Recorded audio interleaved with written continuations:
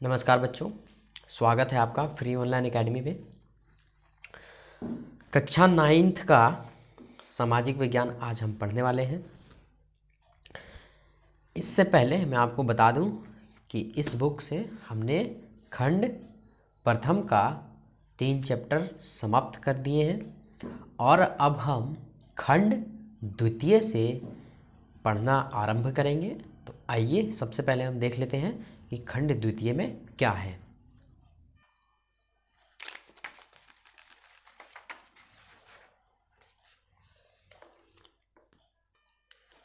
तो खंड द्वितीय मेरा आ चुके हैं। खंड द्वितीय है ये मेरा। आजीविका, अर्थव्यवस्था एवं समाज। आप यहाँ रीडिंग मार सकते हैं।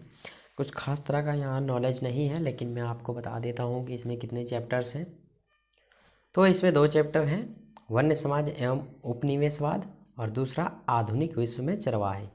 तो सबसे पहले हम इसको क्लियर करेंगे, उसके बाद हम इसको क्लियर करेंगे। तो आइए वन्य समाज एवं उपनिवेशवाद में, जैसा कि आप देख रहे हैं हम आ चुके हैं वन्य समाज और उपनिवेशवाद में। तो आइए क्या है इसका मीनिंग और ये चैप्टर में क्या समझाना चाहता है उसे हम शॉर्ट में समझ लेते हैं। तो मैं आपको बता देता हूँ, मेनली हमें पढ़ना है इस चैप्टर में वनों के बारे में, कि आखिर 18वीं सदी से लेकर के 21वीं सदी तक जो अभी चल रहे हैं, यहाँ तक वनों में क्या वृद्धि हुई, कितनी कमियां हुई और क्या क्या परिवर्तन आए, बस उसी के बारे में हमें पढ़ना है। कहने का मतलब ये है, हमें पूरे विश्व के जंगल के बारे में कुछ बिंदुओं को पढ़ने को मिलेगा। तो आइए हम चलते हैं।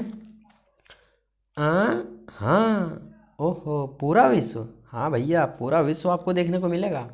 पूरे विश्व के जंगल के बारे में हम पढ़ेंगे, पूरे विस्तार से नहीं, लेकिन कुछ कुछ। और हम ये भी देखेंगे कि पहले यानी कि उपनिवेशिक काल में लकड़ियों का उपयोग कहाँ कहाँ और किस रूप में होता था, वो भी हम देखेंगे।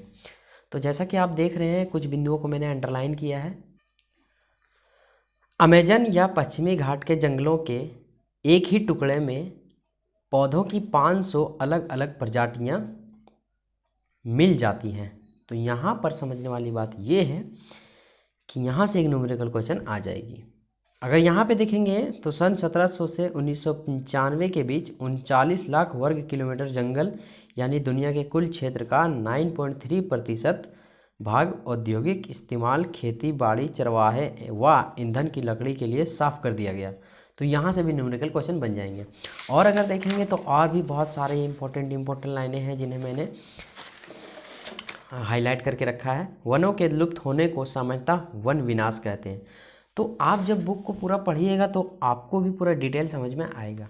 लेकिन अगर आप नहीं चाहते हैं कि नहीं, इतना हम बुक नहीं पढ़ सकते हैं, तो मैं आपके लिए तो न्यूमेरिकल क्वेश्चन लाऊंगा ही, लेकिन मेरी सलाह यही है कि आप एक बार प्रमुख प्रमुख बिंदुओं को अवश्य पढ़ें। जानेंगे कैसे कि प्रमुख बिंदुएं कौन सी है, तो मैं आपको दिखा दे रहा हूँ, जैसे मैंने हाईलाइट किया है, तो आप उससे अपने बुक को देखकर अंदाज़ा ले सकते हैं।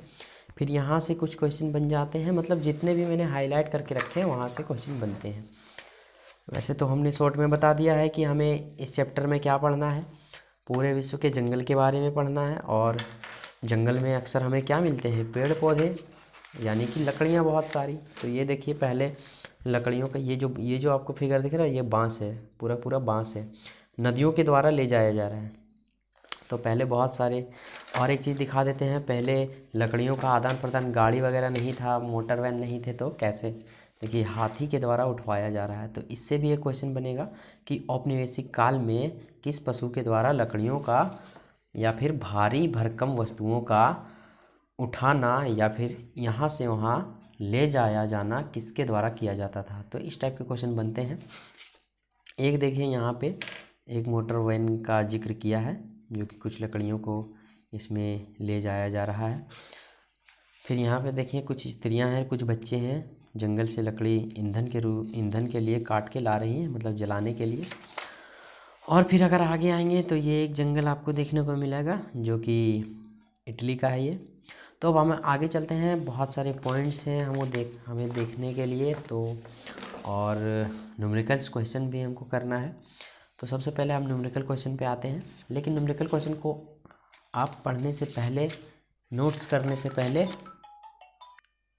पहले मेरी सलाह यही होगी कि आप एक बार बुक को रीडिंग मार लें, मेन पॉइंट को।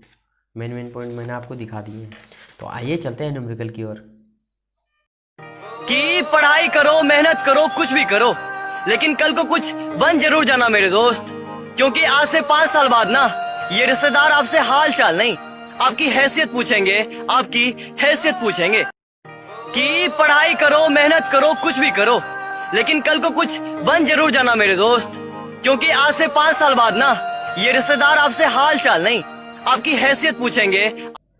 तो दोस्तों, हम लोग फाइनली आ गए हैं न्यूमेरिकल क्वेश्चन की ओर। चैप्टर था वन्य समाज और औपनिवेशिकवाद। तो देख लें पहला क्वेश्चन क्या है। अच्छा, आप लोग बोलिएगा कि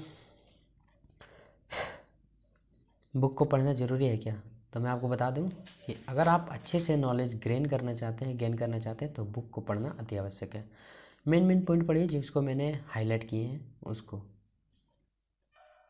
क्वेश्चन नंबर 1 है, कहाँ पर 500 से अधिक अलग अलग पौधों की प्रजातियां पाई जाती है?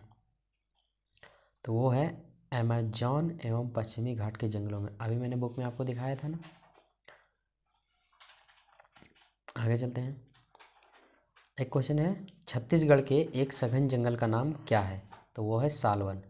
यहाँ मैं बता दूँ, सघन का मतलब घना जंगल का बात कर रहा है कि छत्तीसगढ़ में ऐसा कौन सा वन है जो कि बहुत ज़्यादा घना है, तो वो साल वन है ना। साल वन क्या होते हैं मैं आपको बता देता हूँ। साल वन मतलब कि साल का एक वृक्ष होता है। तो छत्तीसगढ़ का मैं जंगल पहले आपको दिखा देता हूँ बुक में कहाँ पे है। आप ये देखिए, ये इतना घना है कि धूप की रोशनी तक ज़मीन पे नहीं पड़ने देती है ये पेड़ पौधे। साल का एक वृक्ष होता है जो कि बहुत ही ज़्यादा मजबूत होता है। ये छत्तीसगढ़ में है और बहुत ही ज़्यादा घना है। इसलिए एक क्वेश्चन बन जाता है कि छत्तीसगढ़ में कौन सा जंगल है जो कि सबसे ज़्यादा घना है? तो वो सालवन है। सालवन इसलिए कहा जाता है क्योंकि वहाँ जो वृक्ष है सिर्फ साल का है, साल ही वृक्ष है वहाँ पे, सिर्फ साल का वृक्ष है।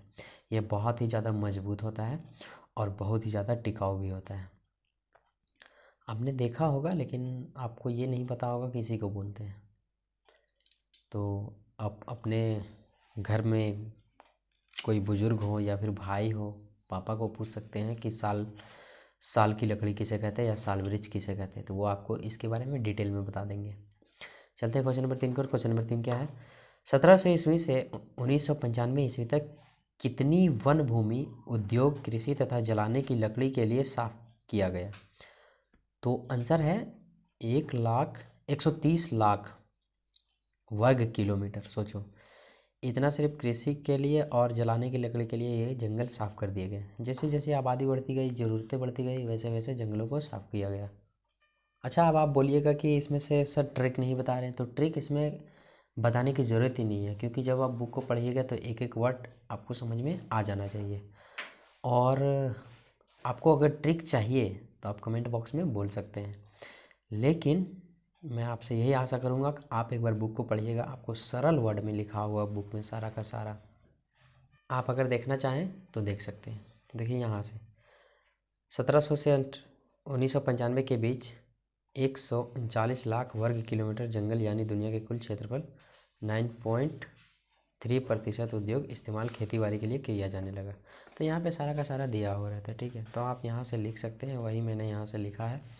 लेकिन यहाँ पे थोड़ा सा ये आंसर में थोड़ा ये हुआ है, यहाँ पे 9 होगा।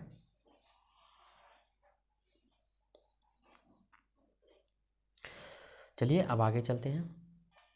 1700 ईस्वी से 1995 ईस्वी तक कितनी प्रतिशत भूमि इस्तेमाल कर लिया गया? 9.3% भूमि। मतलब यहाँ पे जंगल को काट करके हटा दिया गया और उसे इस्तेमाल में लाया गया। कितने प्रतिशत? 9.3%। कब? 1700 से 1995 के बीच। एक आगे क्वेश्चन है, वनों के लुप्त होने को क्या कहते हैं? तो वनों के लुप्त होने को वन विनाश कहते हैं। क्वेश्चन नंबर 6, 1600 ईस्वी तक हिंदुस्तान के कितने भूभाग पर खेती होती थी? तो वो होती थी 6वें हिस्से पर। कहने का मतलब ये है कि टोटल 100% भूमि होती थी, टोटल भूमि का 100 भाग होता था, तो 100 भागों में से 6 भाग पर खेती होती थी, बाकी के कुछ में जंगल थे और बाकी हिस्सों में पानी भरा था। तो यहाँ पर खेती कितनी होती थी? 6 भागों में, 1600 ईस्वी तक। अभी तो बहुत ज़्यादा होता है। क्वेश्चन नंबर 7, 1880 से 1920 के बीच खेती योग्य जमीन के क्षेत्रफल में कितनी वृद्धि हुई?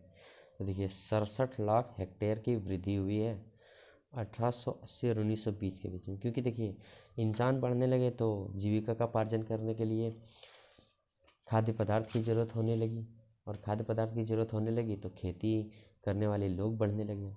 इसीलिए 1880 से 1920 के बीच खेती योग्य ज़मीन के क्षेत्रफल में कितनी वृद्धि हुई? तो 67 लाख हेक्टेयर की। अच्छा, ये आपको हेक्टेयर समझ में नहीं आ रहा होगा तो वीडियो के अंत में मैं बता दूंगा हेक्टेयर, एकड़ और डिसमिल क्या होते हैं, क्योंकि पहले चलते थे एकड़, डिसमिल, हेक्टेयर, यही सब। तो ये चीज़ आप नोट कीजिए, वीडियो के लास्ट में बताऊंगा कि हेक्टेयर क्या होता है, एकड़ क्या होता है। क्वेश्चन नंबर 8 है, खेती के विस्तार को हम किसका सूचक मानेंगे या मानते हैं? तो विकास का।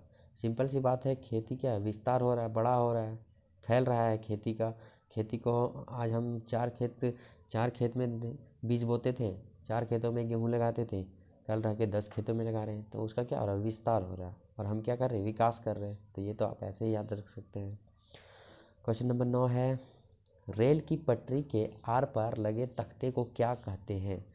रेल की पटरी के आर पार लगे तख्ते को क्या कहते हैं? तो उसे कहते हैं स्लीपर। स्लीपर कहते किसे हैं? आइए मैं आपको दिखा देता हूँ। और यहाँ पे तख्ता जो बोला उसको क्या कहते हैं वो भी मैं दिखा देता हूँ। तो यहाँ पे आप याद रखिए, स्लीपर कहते हैं ना। रेल की पटरी के आर पार लगे तख्ते को क्या कहते हैं? स्लीपर। स्लीपर क्या है? आइए देखते हैं। तो देखिए आपको रेल की पटरी यहाँ पे दिख रहा होगा। ये जो हम देख रहे हैं ये रेल की पटरी है ना। ये रेल की पटरी आपको दिख रहा है। और इसमें स्लीपर किसे कहते हैं? तो देखिए ये जो आपको दिख रहा है ये है स्लीपर। तो आपको एक चीज़ और देख रहा होगा कि ये जो स्लीपर हैं वो लकड़ी के स्लीपर हैं। ये औपनिवेशिक काल के हैं, जो जिसकी अभी हम हिस्ट्री पढ़ रहे हैं उसी समय का ये आपका दिया हुआ है। तो ये जो आप देख रहे हैं वो लकड़ी के हैं, है ना। धीरे धीरे करते करते आधुनिक समय आया तो फिर ये आ गए। फिर थोड़ा सा देखिए, थोड़ा सा मॉडर्न हुआ तो फिर हम लोग सीमेंट के बनाने लगे। ये जो फिर बना है सीमेंट का बना हुआ है ना, ये सीमेंट का बना हुआ है।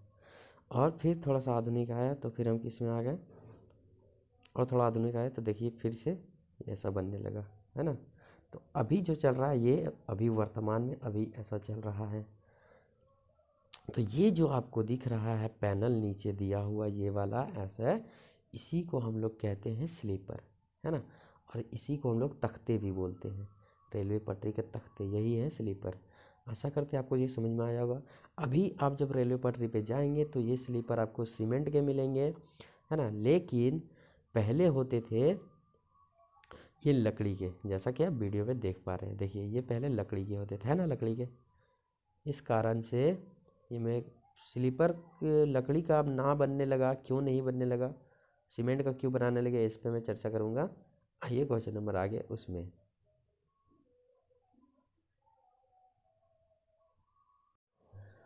आगे बढ़ते हैं। स्लीपरों का निर्माण पहले किससे किया जाता था? तो साल के लकड़ियों से। देखिए जैसा कि मैंने पहले कहा कि स्लीपर का निर्माण पहले लकड़ियों से होता था, जिस कारण हमें बहुत सारे वन काटने पड़ते थे और पर्यावरण को काफ़ी नुकसान होता था। और पर्यावरण का नुकसान यानी कि हमें नुकसान। इसीलिए अब लकड़ियों के स्लीपर का निर्माण ना करके अब सीमेंट और छड़ का बना दिया जाता है, ताकि उससे क्या लाभ होगा, हमारे पेड़ पौधे बचे रहेंगे, और पेड़ पौधे बचेंगे तो पर्यावरण सुरक्षित रहेगा, और पर्यावरण सुरक्षित है तभी हम जीवित हैं। आशा करते हैं ये बात आपको समझ में आई होगी। ये जो साल की लकड़ी है, आपको अगर समझ में नहीं आ रहा है तो अपने घर में माता पिता बुजुर्ग से पूछिए कि साल का लकड़ी क्या होता है, वो आपको इसके बारे में डिटेल में बताएंगे। बहुत ही मजबूत और टिकाऊ लकड़ी होता है, इसीलिए इसका प्रयोग स्लीपरों के लिए किया जाता था। 19वीं सदी, अगला क्वेश्चन, 19वीं सदी की शुरुआत में इंग्लैंड का कौन सा जंगल लुप्त होने लगा था? तो वो था बलूत का जंगल। एक बलूत का एक खास जंगल होता है, जैसे अमेजन का जंगल है, छत्तीसगढ़ का जंगल है, उसी तरह एक बलूत का जंगल है जिसे इंग्लैंड में ये लुप्त होने लगा था, जिसे हम लोग ओक भी बोलते हैं। चलते हैं क्वेश्चन नंबर 12 की ओर। 1 मील लंबी रेल की पटरी के लिए कितने स्लीपरों की आवश्यकता पड़ती थी? तो मैं आपको बता दूं, 1760 से 2000 स्लीपरों की आवश्यकता पड़ती थी मात्र 1 ही मील के लिए। अब सोच सकते हैं कितने पेड़ों को काट लिया जाता होगा 1 मील पटरी को बनाने के लिए, 1 मील पटरी के तख्ते को बनाने के लिए, है ना। इसीलिए बाद में इसे क्या कर दिया गया, मॉडिफाई करके इसे सीमेंटों का बना दिया गया ताकि पर्यावरण सुरक्षित रहे। तो ये 1 मील लंबी, हमको पता है कि बहुत कोई को मील का मतलब क्या होता है समझ में नहीं आया होगा, तो मैं आपको वीडियो के लास्ट में बताऊंगा। जैसे एकड़ और हेक्टेयर क्या होते हैं, उसी में मैं आपको मील को कवर करूंगा। फिलहाल आगे चलिए। आगे है, भारत में रेल लाइनों का जाल सबसे अधिक तेज़ी से कब फैला? तो देखिए 1860 में। मैं आपको बता दूं कि सबसे पहले देश के अंतर्गत जो रेलवे लाइन आई थी वो 1825 में आई थी, और वो भी इंग्लैंड में, और हमारे भारत में आई 1855 में, और 5 सालों के दौरान ये पूरा फैलने लगा। आगे चलते हैं। ये सब अंग्रेज़ों का ही कमाल है, रेलवे लाइन को बिछाना, रेल की पटरी को लगाना, रेलवे चलाना, ये सब अंग्रेज़ों का कमाल है। अगर अंग्रेज़ यहाँ से कुछ लूट के गए हैं तो बहुत कुछ दे के भी गए हैं, हम तो उनके शुक्रगुजार हैं। हाँ, लूट के गए वो थोड़ा ख़राब लगता है, चलो वो इतिहास की बातें हैं। 1890 तक कितनी किलोमीटर लंबी लाइनें बिछाई गई थी? अब देखिए यहाँ पे 1890 तक पूछ दिया, कितनी किलोमीटर लंबी लाइनें बिछाई गई थी, तो ये लगभग 25,500 किलोमीटर लंबी रेलवे लाइन बिछा दी गई थी। आप सोच सकते हैं कितना जल्दी ग्रोथ किया, कहाँ यहाँ 60 में 55 में हुआ और डायरेक्ट 90 में, यानी कि 30 से 35 साल के अंतर्गत देख सकते हैं आप कि कितना ग्रोथ हुआ। 25,500 किलोमीटर, आप समझ सकते हैं अगर अब 10 किलोमीटर साइकिल से जाते हैं तो थक जाएंगे, लेकिन यहाँ 25,500 किलोमीटर रेलवे लाइन को बिछा दिया गया। ये एक बहुत बड़ी चुनौती थी उस समय, उतना भी सुविधा भी नहीं था, लेकिन उन लोगों ने बिछाया। आगे देखिए, आगे है क्वेश्चन नंबर 15। 1946 तक इन लाइनों की लंबाई कितनी बढ़ गई थी? अब देखिए जो 25,500 किलोमीटर किया था ना, उसको बढ़ा करके देखो 7,65,000 हो गया था 1946 तक। आज़ादी तक आते आते 7,65,000 किलोमीटर हो चुका था। तो ये बहुत बड़ी विकास था। धीरे धीरे दुनिया विकास की ओर बढ़ती गई है और अभी भी बढ़ रही है। अकेले मद्रास में स्लीपरों के लिए एक साल या प्रति वर्ष में कितने पेड़ों को काटा गया है? तो 35,000 पेड़ों को काट दिया जाता था एक साल के अंतर्गत। आप सोच सकते हैं एक साल में अगर 35 पेड़ों को काट के उड़ा दिया जाए तो क्या अनंत काल तक हमारे पृथ्वी पर पर्यावरण बचेंगे क्या, जंगल बचेंगे क्या? नहीं बचेंगे, है ना। तो इन्हीं को देखते हुए बहुत सारे इंजीनियरों ने सोचा होगा कि नहीं, अगर ऐसा चलता रहा तो हमारे धरती पे पेड़ों का बचना तो संभव नहीं हो पाएगा, इसीलिए लकड़ी का स्लीपर को हटा करके सीमेंट का स्लीपर बनाया गया होगा, है ना। तो आप इसको याद रखेंगे। याद नहीं, आप एक बार बुक को पढ़िएगा तो आपका दिमाग में पूरा बैठता चला जाएगा, ठीक है। ये एकदम डिटेल वाइज वीडियो बनाए हैं। चलते हैं क्वेश्चन नंबर 17 की ओर। रटने की ज़रूरत नहीं है, एक बार बुक को पढ़िए फिर मेरा वीडियो देखिए, क्वेश्चन आंसर कीजिए, आपको सारा याद हो जाएगा, खुद ब खुद याद हो जाएगा। अच्छा, आपको ट्रिक चाहिए तो आप हमें कमेंट कर सकते हैं, मैं ट्रिक भी बता दूंगा अगर चाहिए तो। देखिए एक यहाँ पे आता है, औपनिवेशिक काल में भार उठाने के लिए किस पशु का उपयोग किया जाता था? तो देखिए पहले तो मोटर वैन नहीं थे, अभी तो बहुत सारे केरन चलने लगे हैं, किरान चलने लगे हैं, बहुत सारे मशीन आ गए हैं, बहुत भारी भारी भरकम चेनकुप्पी आ गए हैं भारी भरकम लोड उठाने के लिए, लेकिन पहले हाथी का उपयोग किया जाता था। भारी भरकम वस्तुएं या लकड़ियों को उठाने के लिए हाथी का प्रयोग किया जाता था। मैं आपको दिखाता हूँ, देखिए देखिए दिख रहा है ना, ये जो लंबा है ये सालविरज का लकड़ी है ना। रंगून का लकड़ी है, सॉरी, ये रंगून का लकड़ी हाथी के द्वारा उठाया जा रहा है। देखिए एक ऊपर पे ड्राइवर बैठा है और ये आदेश देगा कि किधर लकड़ियों को रखना है और किधर ले जाना है। तो पहले लकड़ी को औपनिवेशिक काल है ये, मतलब इतिहास की बात है। तो क्वेश्चन नंबर 17 होता है कंप्लीट। आप इसको याद रखेंगे, फिगर को देख लेंगे और देखेंगे तो ऑटोमेटिकली आपको याद हो जाएगा। पुराने पेड़ों को काट कर नया पेड़ लगाना क्या कहलाता है? देखिए जब पुराना पेड़ को हम काट देंगे तो आपका फ़र्ज़ बनता है कि उसके स्थान पर एक नया पेड़ लगा दीजिए ताकि पर्यावरण को कोई हानि ना हो। तो उसी के बेसिस पे क्वेश्चन बन जाता है, पुराने पेड़ों को काट कर नया पेड़ लगाना क्या कहलाता है? तो वो कहलाता है वन वानिकी। आप इसको अच्छे से समझ जाएंगे तो मेरा दावा है कि इसको आपको रटने की ज़रूरत नहीं है ना। तो मैं आपसे यही आशा करूँगा कि आप कोई भी सब्जेक्ट आप पढ़ें तो उसे रटे ना, क्योंकि रटा हुआ आप 1-2 दिन में भूल जाएंगे। क्वेश्चन नंबर 19 है, पौधों की एक सीधी कतार में लगाना, पौधों को एक सीधी कतार में लगाना क्या कहलाता है? क्या कहलाता है? तो एक सबसे पहले कहलाता है पौधारोपण और दूसरा कहलाता है बगान। आप लोग देखिएगा कभी कभी पार्क जाते होंगे तो पौधा जो एक कभी सीधा लाइन में लगा हुआ रहता है एकदम डिजाइन से, है ना, तो हम उसको बगान बोलते हैं। आप यहाँ से ऐसे याद रख सकते हैं।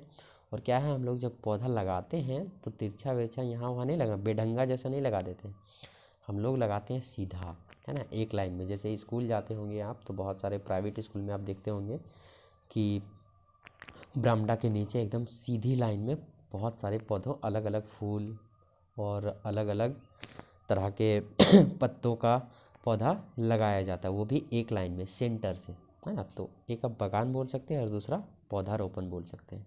2 आंसर है इसमें। आगे क्वेश्चन है, भारतीय वन सेवा की स्थापना कब हुई? भारतीय वन सेवा की स्थापना 1864 में हुई। और अगर पूछे कि किसने की, तो वो की थी ब्रेंडिस ने। क्या नाम है? ब्रेंडिस, है ना, ये आधा ना है, तो ब्रेंडिस ने की थी। अच्छा, इसकी ज़रूरत क्यों पड़ी? देखिए बहुत सारे, पहले तो कोई कानून नहीं था, है ना, तो बहुत सारे वनों का कटाई कर दिया जाता था ईंधन के लिए, जलाने के लिए, लकड़ियों को जलाने के लिए। तो ये भारतीय वन सेवा की स्थापना की गई। इसी के अंतर्गत वनों की देखरेख का आरंभ यहाँ से स्टार्ट होता है 1864 से। तो किसने की? ब्रेंडिस ने। कब की? 1864 से। ठीक है, अब इसको याद रखेंगे। अच्छा, डेट वाला आपको ट्रिक चाहिए तो आप हमको बताइएगा, डेट वाला हम ट्रिक लेकर आएंगे। क्वेश्चन नंबर 21, भारतीय वन अधिनियम की स्थापना कब हुई? अच्छा, यहाँ पर देखिए भारतीय वन सेवा है और यहाँ भारतीय वन अधिनियम है, तो वो हुआ 1865 में। देखिए एक बात यहाँ नोट कीजिए, भारतीय वन सेवा अनुरक्षण वाला काम शुरू हो गया कि नहीं, अब जंगल का देख रेख करना है, लेकिन कानून जब आया, पहले तो कानून कब आया?